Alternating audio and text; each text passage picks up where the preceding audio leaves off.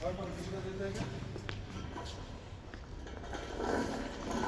জলটা সবসময় পরে কেটে থাকলে ব্যাপারটা আলাদা থাকে, ঠিক আছে?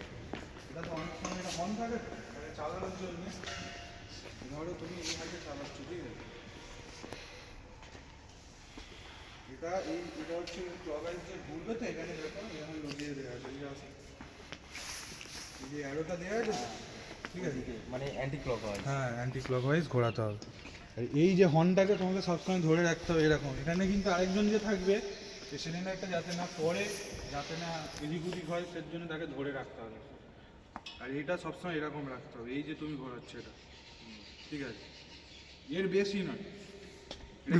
ক্ষেত্রে প্রেশার ক্রিয়েট করে এরকম হাত বাড়াবে, প্রেশারটা যখন বেরোবে ভেতর থেকে অনেক ক্ষেত্রে হবে এরকমভাবে তোমার বেরোবে। আর সবসময় আরেকটা জিনিস, এগুলোকে কোনোদিন এইভাবে ধরবে, কারণ এখান থেকে তো CO2 ফুল কার্বন ডাইঅক্সাইড দেখতে পাচ্ছ, পুরো ঠান্ডা জিনিসটা বেরোবে, ঠিক আছে? তোমার এই ঘন্টা পর্যন্ত, এটাকে হর্ন বলে, ঘন্টা পর্যন্ত পুরো ঠান্ডা হয়ে যাবে, তুমি রাখতে পারবে, হাত পুরো ঠান্ডা হয়ে যাবে।